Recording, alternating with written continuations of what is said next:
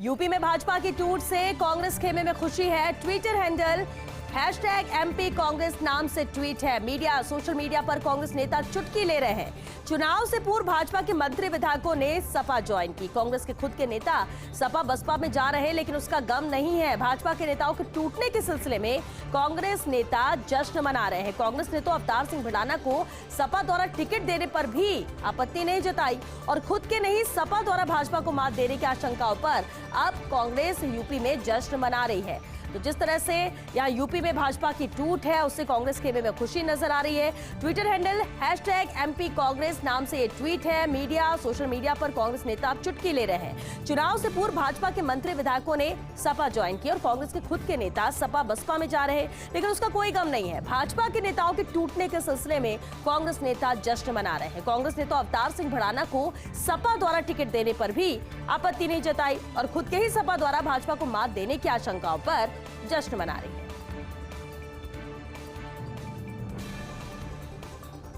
क्या अंदर खाने हुआ कांग्रेस सपा में गठजोड़? कांग्रेस की पहली लिस्ट के निकाले जा रहे कई मायने। नफा और नुकसान का आकलन लगा रहे हैं सियासी पंडित भी।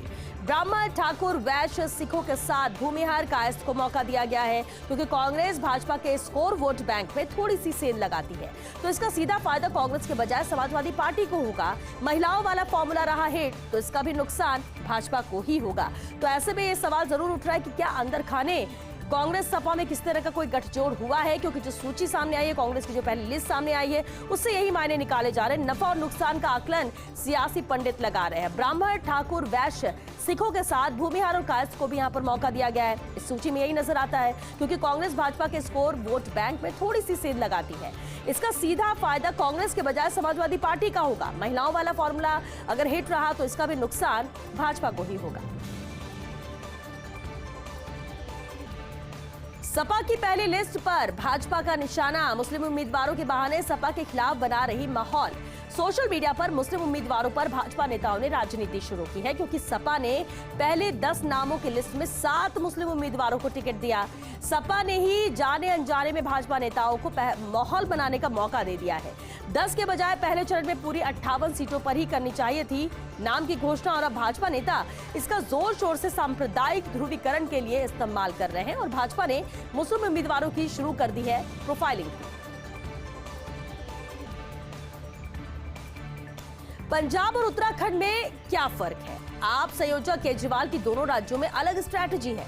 पंजाब में नहीं, उत्तराखंड में सीएम फेस किया है आपने घोषित, जबकि पंजाब में सीएम चेहरे को लेकर आपने कैंपेन चलाया है। केजरीवाल का मानना है आमजन की पसंद का होगा सीएम उम्मीदवार, लेकिन उत्तराखंड में तो बिना राय ही रिटायर्ड सैन्य अधिकारी अजय को सीएम का दावेदार बना दिया।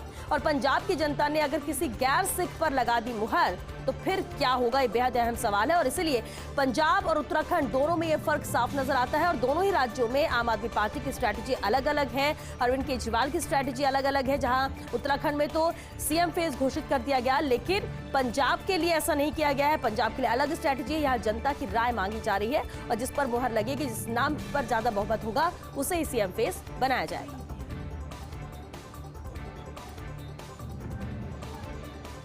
इधर गोवा में भी सियासी बगावत जारी है। 38 विधानसभा सीटों वाले गोवा में 10 विधायक छोड़ चुके हैं पार्टी, जिसमें सर्वाधिक 4 विधायक भाजपा के हैं। लेकिन अब भाजपा और प्रमोद सावंत के सामने नई समस्या है। दिवंगत दिग्गज नेता मनोहर पर्रिकर के पुत्र ने बगावती तेवर दिखाए हैं। उत्पल पर्रिकर ने पणजी से टिकट मांगा, लेकिन टिकट नहीं मिलने की स्थिति में निर्दलीय लड़ने की चेतावनी दी।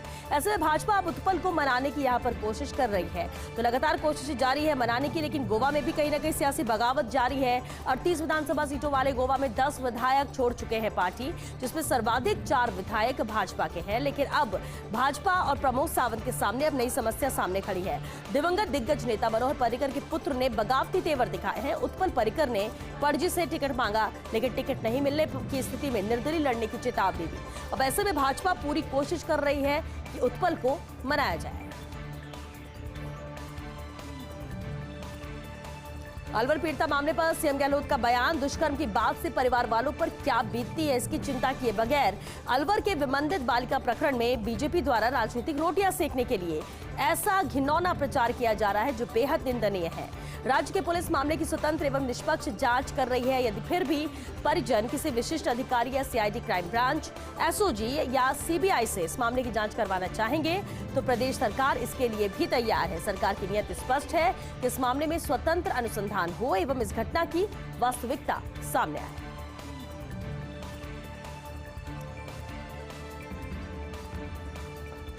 मुख्यमंत्री अशोक गहलोत ने ओमिक्रॉन को लेकर चिंता जताई है, चेताया भी है। कहा कि आम जन ओमिक्रॉन को घातक न मानकर लापरवाही कर रहे हैं, परंतु संक्रमित हुए लोगों का अनुभव अलग है। इससे उल्टी आना, पेट दर्द, पीठ दर्द, सिर दर्द, कमजोरी जैसी परेशानियां हैं। पॉजिटिव से नेगेटिव होने के बाद भी ये परेशानियां हो रही हैं। ओमिक्रॉन को हल्के में ना लें एवं इससे बचने के लिए प्रोटोकॉल का पालन करें।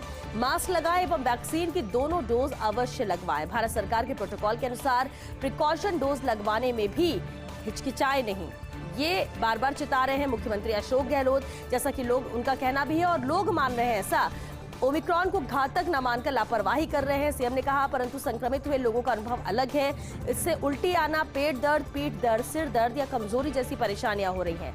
पॉजिटिव से नेगेटिव होने के बाद भी ये परेशानियां लगातार बनी हुई हैं और ओमिक्रॉन को हल्के में ना लें।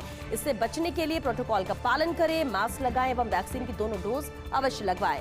भारत सरकार के प्रोटोकॉल के अनुसार प्रिकॉशन डोज लगवाने में भी हिचकिचाए नहीं। कोरोना का मलमास जारी है। मकर संक्रांति के साथ खरमास हुआ समाप्त। अब जनवरी फरवरी तक शुभ कार्य हो सकेंगे, लेकिन कोरोना की वजह से पड़ेगा असर। जनवरी फरवरी में वैवाहिक आयोजनों में कोरोना विलेन बनकर आया है। 50 मेहमानों की एंट्री की वजह से तैयारियों पर भी पानी फिरा हुआ है। कोरोना की वजह से कई लोगों को शादियों को भी पोस्टपोन करना पड़ रहा है और इस वजह से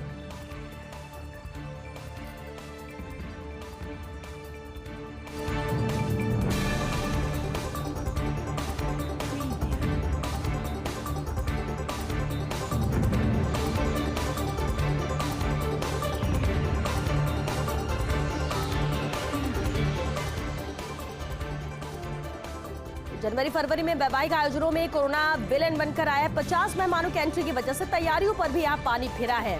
कोरोना की वजह से कई लोगों को शादियां पोस्टपोन करनी पड़ रही हैं और इस वजह से वेडिंग इंडस्ट्री को 4000 करोड़ के नुकसान का अनुमान यहां लगाया जा रहा है। मकर संक्रांति के साथ खरमास भी समाप्त हुआ है। संडे सियासी गपशप। प्रदेश के एक मंत्री ऐसे भी हैं जिन्हें सरकारी सफारी से अधिक पसंद अपनी स्कॉर्पियो है, जो जयपुर में अक्सर सफर करते स्कॉर्पियो में ही नजर आते हैं। वैसे मंत्री जी को अपना रुतबा दिखाने का शौक नहीं है। सादा विचार और लो प्रोफाइल इन मंत्री जी की पहचान है। यही कारण है उन्हें अपनी स्कॉर्पियो में सफर करना ज्यादा पसंद है। उनका सरकारी वाहन तो जयपुर से बाहर ही आता अधिक कम है, यानी कि अपनी पसंदीदा उनकी स्कॉर्पियो है। भले ही सरकारी गाड़ी की बात यहाँ पर की जाती है या ज्यादातर मंत्री दूसरे इस्तेमाल करते हैं, लेकिन प्रदेश के एक मंत्री ऐसे भी हैं जिन्हें सरकारी सफारी से अधिक पसंद अपनी स्कॉर्पियो है, जो जयपुर में अक्सर सफर करते स्कॉर्पियो में ही नजर आते हैं। वैसे मंत्री जी को अपना रुतबा दिखाने का कोई शौक नहीं है।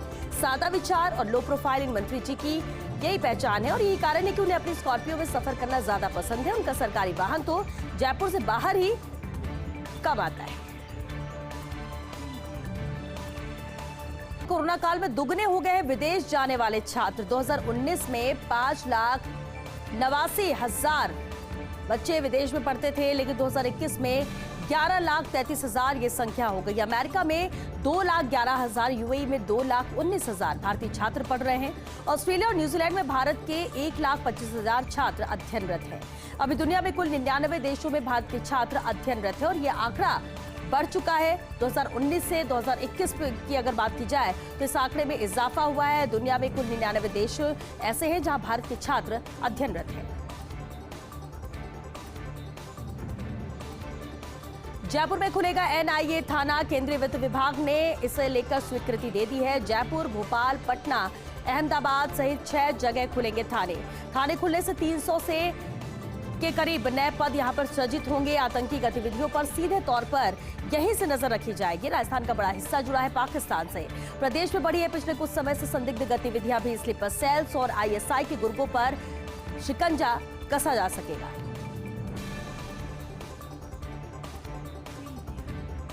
प्रदेश में सर्दी के तीखे तेवर है। सर्द हवाओं से तापमान में गिरावट है। प्रदेश में करीब सभी जिलों में तापमान 10 डिग्री से नीचे पहुंच चुका है। कोल्ड वेव से बढ़ी है कपकपी भी। अधिकांश जिलों में छाया हुआ है कोहरा। वहीं सर्दी के कारण रजाई कंबलों में दुबके हुए हैं लोग। वीकेंड कर्फ्यू के कारण भी आज लोग घर से नहीं निकलेंगे। अगले 3 से 4 दिन भी भारी पड़ने वाले हैं। बादल छाने के साथ हवा चलने से भी पारे में गिरावट आ सकती है। कई इलाकों में घना कोहरा छा सकता है।